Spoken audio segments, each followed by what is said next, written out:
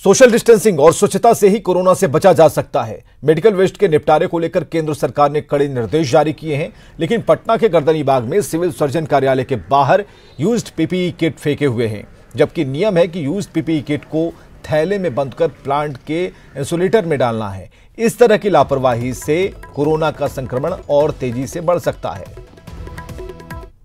Guideline के बाद भी आप देख सकते हैं राजधानी पटना में किस तरह से पीपीई किट को सार्वजनिक जगहों पर फेंक दिया गया है। यानी इसको कहीं ना कहीं बंद थैले में इंसुलेटर में डालना होता है, जिसको लेकर गाइडलाइन भी जारी किया गया है। पॉल्यूशन नियंत्रण बोर्ड ने भी राज्य सरकार को गाइडलाइन जारी किया है, केंद्र सरकार ने भी किया है। लेकिन देख सकते हैं आप किस तरह से सिविल सर्जन ऑफिस के ठीक सामने बड़ी मात्रा में पीपीई किट को फेंक दिया गया है। यानी जो डॉक्टर उपयोग करते हैं, जो हॉस्पिटल स्टाफ उपयोग करते हैं, उसको सार्वजनिक स्थलों पर फेंक दिया गया है और इसे उठाने वाला कोई नहीं है। ऐसे में संक्रमण का सीधा खतरा मंडरा रहा है।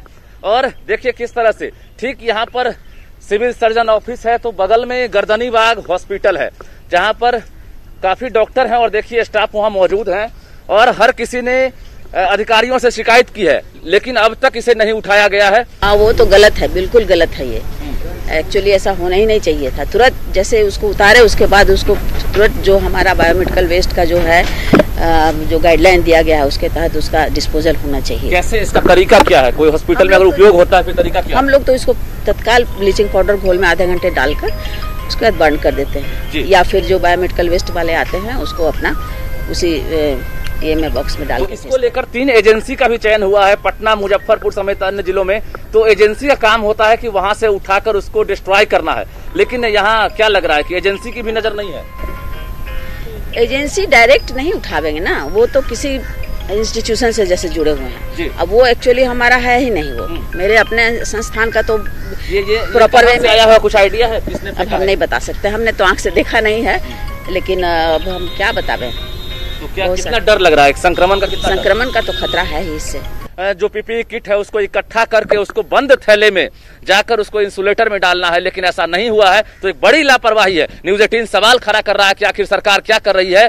गाइडलाइन जारी होने के बाद भी एक बड़ी लापरवाही पर सरकार और अधिकारियों की नजर क्यों नहीं जा रही है। कैमरामैन मनीष जुनेजा के साथ रजनीश कुमार, न्यूज़ 18 पटना। मास्क पहनना अनिवार्य किए जाने के बाद आज सरकारी कार्यालयों में बिना मास्क पहने आए कर्मचारियों को अंदर जाने की इजाजत नहीं दी जा रही है। पटना में विश्वेश्वरैया भवन स्थित कार्यालय में एंट्री गेट थर्मल स्क्रीनिंग के बाद कर्मचारियों को मास्क दिया जा रहा है। जायजा लिया है हमारे सहयोगी अमित कुमार ने। बिहार में लगातार कोरोना पॉजिटिव मरीजों की संख्या बढ़ रही है, इजाफा हो रहा है और इस बीच जो है सरकारी कार्यालय जो है वो खुले हैं।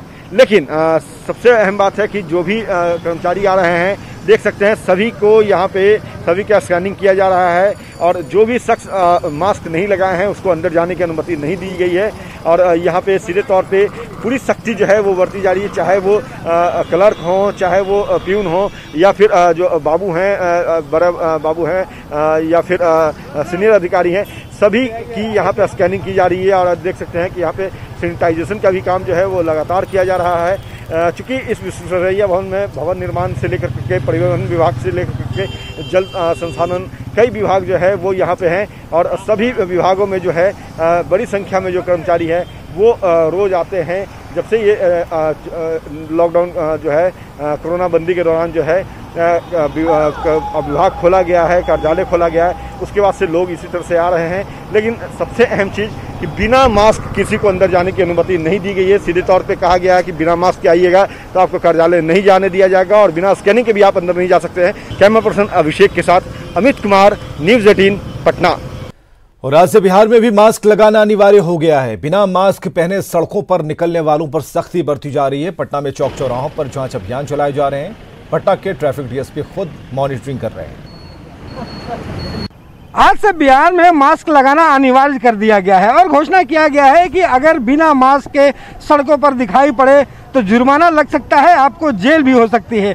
और इसी को लेकर के पुलिस की जो सख्ती है वो यहाँ पे बढ़ी है और लगातार इस बात की चेकिंग चल रही है कि अगर कहीं से भी कोई मास्क बिना पहने हुए ना निकले। और लगातार लोगों को हिदायत भी दी जा रही है और इसे लेकर के लगातार ट्रैफिक पुलिस जो है वो हर एक शहरों के जो चौराहे हैं, चौके पर ये लगातार इस बात की मॉनिटरिंग चल रही है, चेकिंग चल रही है तो ये सख्ती है और लोगों को लगातार हिदायत दे रही है कि जिस ढंग से कोरोना का मामला बढ़ा है उसे देखते हुए हर कोई मास्क लगाए।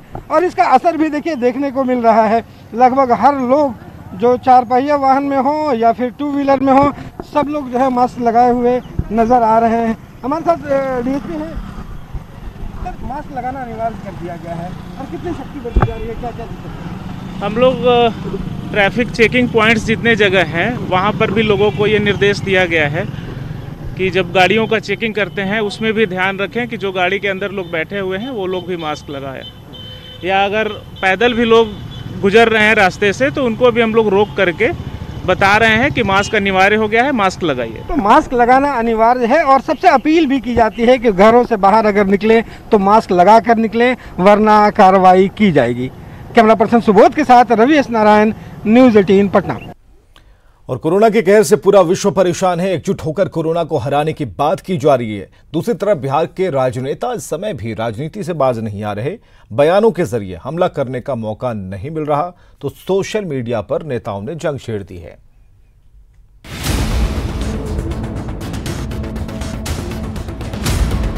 देश में कोरोना बंदी है। लोग अपने घरों में बैठकर कोरोना से जंग लड़ रहे हैं। एकजुट होकर कोरोना को हराने की बात हो रही है, लेकिन ऐसे समय में भी बिहार के नेता आपस में लड़ने से बाज नहीं आ रहे। कल तक पक्ष विपक्ष के बीच जो जुबानी जंग चलती थी वो अब सोशल मीडिया पर छिड़ गई है। आरजेडी के तेजस्वी यादव हों, कांग्रेस के मदन मोहन झा हों या जेडीयू के संजय झा, सबके सब एक दूसरे पर निशाना साधने लगे हैं। कोई ट्वीट पर वार कर रहा है तो कोई फेसबुक पर लिखकर पलटवार कर रहा है। मुझे लगता है विपक्ष को जरूर ऐसे समय में संकीर्ण राजनीति से बाहर निकलना चाहिए। दुनिया के जिन देशों में भी आज अगर इस आपदा के खिलाफ कदम उठाए गए हैं वहां विपक्ष और सत्ता का फर्क मिट गया है। कोरोना और लॉकडाउन को लेकर सच्चाई ये है कि राजनीति तो सत्तारूढ़ जनता दल यूनाइटेड के लोग कर रहे हैं। कांग्रेस पार्टी ने तो कई मुद्दों पर अपना सुझाव दिया है और सरकार को सुझाव देना अगर राजनीति करना है तो ठीक है, हम राजनीति कर रहे हैं। इसको राजनीति कैसे कह सकते हैं आप? तेजस्वी यादव जी ने कहा है अगर सरकार नहीं देश ला सकती है तो छात्रों को हम लाएंगे।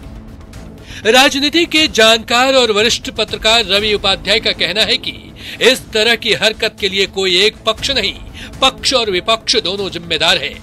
ठीक संदेश नहीं जाता है। ये अभी जो है सो एक दूसरे को मदद करने की आवश्यकता है, लेकिन ये बहाना जो बनाया जा रहा है या मजदूर का हो या छात्र का बिहार में आने का, तो यह जो है सो एक दूसरे पर आरोप प्रत्यारोप अभी के दौर में ठीक नहीं है। ये कोरोना के साथ लड़ाई अभी लंबी चलने वाली है।